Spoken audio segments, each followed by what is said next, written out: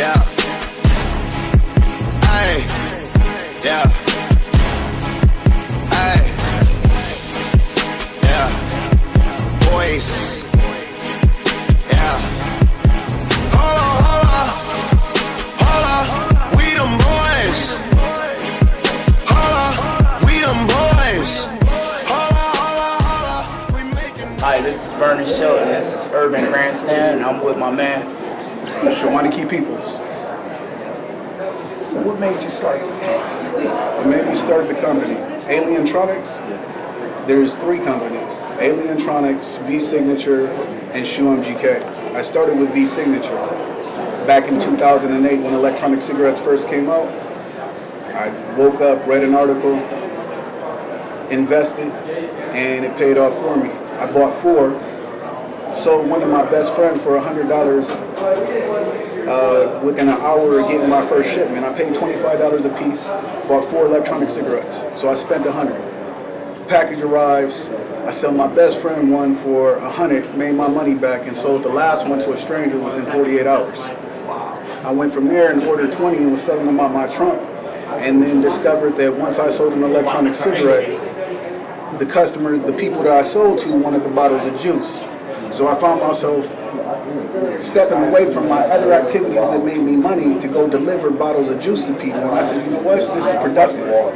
Eventually I raised to the point to where I opened up storefronts, expanded the companies in general to Alientronics, which is the rare technology like solar powered backpacks, virtual theater glasses, cell phone watches, just gadgets that are rare in general. And I also own the Ohio market for ShawMGK. That's Shoe Magic.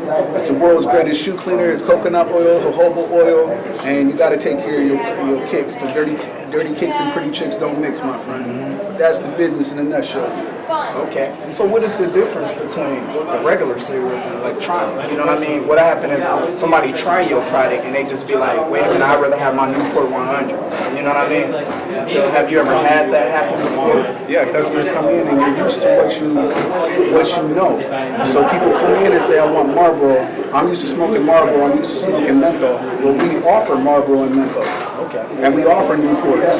So we call it N-Port, but it's a menthol that is as satisfying as a cigarette. But by using an electronic cigarette, it's just water vapor. And because it's just water vapor, there's none of the negative side effects that are associated with the cigarette. No tar, no carcinogens, no odor, no secondhand smoke, and it's cheaper than cigarettes. No doubt. How do you feel about the other competition with you? You know what I mean? You know, everywhere you go, no matter what kind of business you start, you're going to have more competition come at you because you've been in this for a long, long time. That's right. Well, I encourage competition. I was fortunate specifically for the electronic cigarettes because I began in 2008, and the company V-Signature was the first electronic cigarette company in Ohio. So we began something. No, there were no competitors for me to measure myself to. I created the market.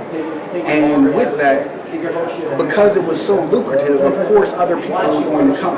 So as time went on and I saw other electronic cigarette stores open, I was excited to be able to walk into somebody's store and say, I like what you did there. I should apply that to what I'm doing also. Now, being in business for myself, I encourage other individuals to be business owners. So I am proud when I see somebody else doing this. Have I had my other businesses that used my company as a model and therefore tried to went from being my customers to competing against me, and they felt like we were in some type of, more power to you. I'm gonna buy a bottle to support you, but you don't slow down or stop what I'm doing over here. I was born an innovator, created this market, and I'm not threatening. I encourage competition. Okay. Anything new you bring into your business? Anything new you want to bring to your business, and any other creative things you want to come up with? Well, what makes V-Signature unique compared to all other e-cig companies across the range is that V-Signature is the only company that offers a lifetime warranty on the products that we sell. So we sell our customers something with our logo on it, and it's a brand. And if you buy our brand and that brand becomes defective, we replace it for you free of charge. We don't require receipts. You simply have to have our logo on our product, and you in and out in 15 seconds. No other electronic cigarette company offers that type of guarantee to their customers. Part of the reason is there's the high-end, actual, high-grade, high-quality electronic cigarettes, and then there's the electronic cigarette knockoffs that are made in China that look identical to, but they're cheaper. So when someone goes to a different shop, they buy something that looks the same, but it breaks, and they find themselves over and over again buying that same part. We sell it to you one time at a premium and take care of you for life. Oh, so that's why sometimes you may have a customer and be like, well, I could go to the gas station and get it more cheaper than you, but he just don't realize how fast your gas is going to end up damaging or breaking fast. Correct. And won't have no warranty to that. You're right. Oh, wow. Yeah, it is a learning experience. I encourage anybody who's smoking cigarettes, miles, anything like that now, go to your gas station. You ain't got to come to me. Go to your gas station, try the electronic cigarette, see if you can even do that in comparison to cigarettes. Or miles. And if you find that, yeah, I could get used to this with this electronic cigarette, then you're not going to be satisfied with the quality of what you get from the gas station. It's expensive and you buy it over and over again. That's when you seek out a company like V-Signature and you come to us and we guide you, we educate you as to what you should be using for your personal experience. Do you want to quit? Do you want to do it instead of cigarettes? Or is it something that you want to do casually when you're out? We got the products specifically for that, and they're the highest quality. So pretty much you want to make sure your customer is satisfied and comfortable with what they get from you. Always. We stand behind our lifetime warranty. It's good for the customer, right? Yeah, pretty much. Because I hear that a lot. I hear a lot of people say, oh, that's not going to do nothing for me. It's going to make me turn around and continue to smoke my Marlboros. You know what I'm saying? I hear that a lot. But I'm just like, won't you just try it and see what happens? You know, try it and see what happens. You know what I mean? When customers come into our store, right now we're broadcasting from Chapel Hill Mall in Akron, Ohio, and we're inside the Alienatronic store now. When a customer comes inside this store, we have a wheel that has samples for the electronic cigarettes. You screw it onto our demo battery, you put on a removable and throwaway taster cap, and you can try the different flavors, and you go from knowing the cigarettes that are in your pocket to seeing if maybe something like strawberry banana or wicked watermelon or just Marlboro, menthol, Newport, Winston, Camel, Cool, whatever it is that you're used to.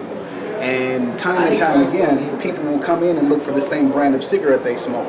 But once you begin using the electronic cigarette, you phase out of wanting the brand of tobacco that you used to smoke, and now you want the flavor that you enjoy the most. So when it's summertime and you're riding down the street, and you got your Dragon Slayer or your coconut cream, you know what I mean? And then you riding, you're vaping based off of how you feel and what you want to smoke, not because you're addicted to the smoke. Okay. How many more companies do you want to come up with? If you had it your way, just ask the simple question. You have it your way, what else do you want to come up with? And how many more branches do you want to go? Like outside of Akron or anywhere else? You know, just ask. Well, it's 2015 now, so we've been doing this since 2008 out the trunk, right? And at my peak, I've had 9 stores in the malls across Ohio, all open at the same time. And what I found is that the people who came along with me and saw this opportunity all got leadership positions. And for each mall that we opened up, every person is able to, run an electronic cigarette store, run a V-Signature store. But there's also ownership opportunities in Shawanakie. So let's take Dante Beasley down at Belden Village Mall. He runs the V-Sig store and owns his Shawanakie. So the purpose behind the expansion wasn't so that I could have more for me. It was so that the people who grew with me could now have their own also. So what started from the trunk is now grown into something where people who have worked with me are now their own business owners still working with me. Yeah, that is cool because I see you an innovator and you're the type of person the person is with you. You're teaching them. You know, you're teaching them so they can learn how to do the things that you're doing, and they can branch off and be their own business, man. I would hope so. That's wonderful. That is real wonderful. Thank you. Yeah. Going back to another subject, I'm going to go to a different subject, something very new and good for you. Okay. What do you think about the music nowadays? Honestly, just be honest in your own personal opinion. What do you really think about the music? And I've been knowing that you've been into the music for a long, long time too, honestly. What do I think about the music? I think it's lost. I think that here in the spring of 2015, as music stands, it's not even commercialized as much as it is leaderless. The ones who are the most famous are the ones that the youth gravitate to. And the youth has learned through music that if you say something that everybody feel, then you might just become famous. And over again, without anybody teaching the youth the actual mechanics of music, they grow up in disparity. And they look at their surroundings and don't see any way out. So they go, well, I see dude on YouTube and he famous and he about that life. So I think I can do that too. And he begins to repeat the same types of things that he heard that other dude who was lost in the first place say in his music. Now, the reason why I say it's leaderless, because it's been a long time since we've had a Biggie. It's been a long time since we had a Pac. Somebody who everybody felt, not just because what they were saying went hard, but because what they were saying inspired the people. Biggie was an epic storyteller. When was the last time somebody told a story like Biggie did? It wasn't just money, clothes, and hoes, or killing. It was an event that happened, and he told you from beginning to end how that event took place, and you felt that story like, that was sick. And then take Tupac, because of his roots growing up, with his mother and father being part of the Black Panther movement, and then growing up educating himself. Pac went to a ballet school and worked with what was her name? Was it Jada Pinkett? Jada Pinkett. Right, and these people went on to be inspiring people. Now, the sad part about it is we all know Pac was a thug, but nobody ever says, well, how much did that ballet school play into who he became as a person? Even though you never saw him doing ballet, what he learned in that institution helped him become a person who knew how to speak to the people. So in his way, he was a leader for way more than a ballet school because he was Pac. But it's been a long time since anybody with real knowledge and will gave back to the people and explained to them. So I'm kind of frustrated with the music right now. Well, I had another question. How did it feel managing a big time rap group? You know, that's what I was hearing, you know. You're referring to the Kennel? Yes. Kennel what? For the Kennel, see, we from Akron. And in Akron, we known for, our music side of Akron, I could take you back to the 1930s where we had Satchmo down here playing. You know? This is Akron. This used to be the rubber capital of the world. We had rubber plants and people came from everywhere far and wide to show their music in the nightlife of Akron.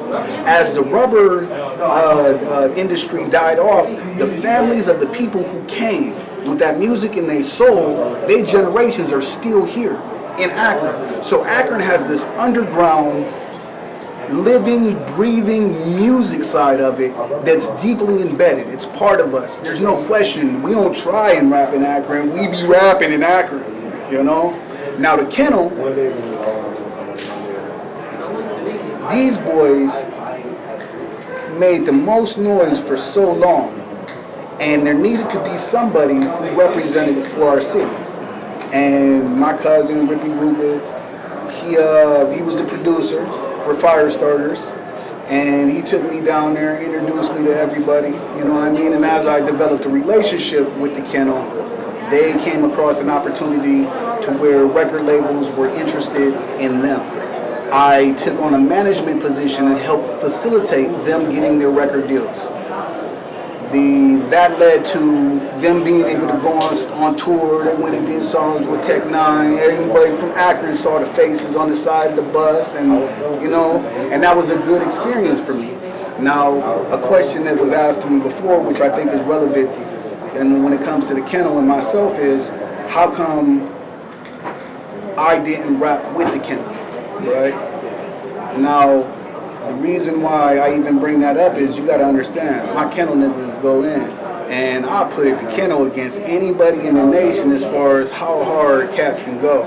But my music is a different type of music, and nothing against my kennel brothers, but there's not a rapper in existence who's on the plane of rapmanship that I'm on. I am hip hop. I personify everything that is known to be hip hop, and so I've been waiting patiently for my day to come. I got a couple songs with the kennel though. Okay. On that bloodline, The thing what I like about you and what I'm hearing, you like a lyrics and you like a port. You know what I mean? You put into something that's when you giving it to somebody, you want them to feel it and hear it out. And pretty much take it in real good and just listen. Because when you rap in your lyrics, I listen and I hear things and be like, wow, that sparked my mind. Like, did he not just do that? Because it's different too. And it's different and it's nasty. It's tight. Thank you. Put it like that. Thank you. I appreciate that. To keep it 100 with you. As being a fan, it's nasty and it's tight. Yeah. Well, I'll say in that regards, I'm 36 years old now. You know what I mean? And I got a family, my businesses, and I don't have any time to play with a fantasy of will I be rich and famous off of trying to be a one-hit wonder or something like that. For me, the time that I take to sit down and concentrate on music, there's actual meaning behind that. And in the wisdom of my years, I've learned I'd like to teach everybody. I'd like to tell you that there's something better than what these nobodies is telling you life is about. There's more than money, clothes, hoes, and killing. Now, I can preach to you, but don't nobody want to be preached to. All I can do is tell you what I've been through. And if you can relate to what I've been through and say I've been there too, or I feel that, then maybe you ride with me while you doing you, and you learn something along the way. That's my philosophy behind it. Okay. And I have something else I want to ask you too. Is it true you had a chance to sign with Sony and other big producers and all this other stuff? Just asking, in general, what's going on with that? The quick question, yes, I had that opportunity. I was signed with a record label called It's About Time Entertainment back in 2003, I think it was. And it was out there in Cleveland, Denison and Pearl. But we ended up going to Chicago, met with 35 record labels, Epic, Paramount, Sony, Universal, and Magic Johnson's label was there. No Limit was hot at the time, you know what I mean? It was an experience, and when we came away from that experience, right, there were envelopes with cards, and this is how you get at us, and we see potential in you, and we would like to go to another level. But what I learned through that experience is, to be honest with you, in music, if you need somebody else to put you on, then you always going to be subject to whoever that record label is, whoever that person is, who has you in a binding contract to be at that show, to do this amount of records. And for me, my creativity is, I ain't gonna do nothing for you or nobody else until I feel like my family done ate, my kids is good, my workers is paid, and I'm not the one to be controlled by, you gotta stop your life and what you're doing to be over here because we said so, and don't forget to put on the and you see how often they want you to put on the dress. You see what I'm saying? Yeah, I see what you're saying. It's another thing I gotta say. What do you think about, when an artist come out and you heard this artist before, you was like, man, he was fresh. But then when he signed to this record label, he started changing because they made him change. Do you think that's true? Why a record label could change a good artist into an artist that's not good. For instance, he could start off underground and he was good underground. When he signed with this record label, everybody like, man, he ain't the same no more. Is that true? I suppose that's happened time and time again. And that's the pressure of being signed to a record label, and now you gotta actually prove what it is that you said you was about. You want to live that life. Now you dependent on this as a source of income. So yeah, you become whoever it is that you feel like you gotta become in order to fill that spot, to create that persona. And maybe you ain't the person you was when you began. A lot of it also is you deal with the record label and they say, we want you to do it like this. Well, what brought an artist to that point to where he was a good artist in the first place before a record label was the way he went about his creative process in the first place. I didn't have anything. I didn't have anybody saying, you got a deadline. I picked up my pen and wrote when I was inspired to write. My best music comes from those moments to where I'm in my zone and I'm writing because this is what I feel, not because I got a deadline, not because I want to sell records, not because I got to put something else up on Instagram to show that I was in the studio. That's what's showing everybody else. I do this for me in my time, and if you happen to like what you hear once I record it, then that's what's up. I'm glad you're feeling it, you know? Okay. And what is an artist that you look up to? Who is one of the main artists, or a couple of artists you look up to? And you're like, you know what, this is my inspiration, and who really started you into this? Man, if you really want to know,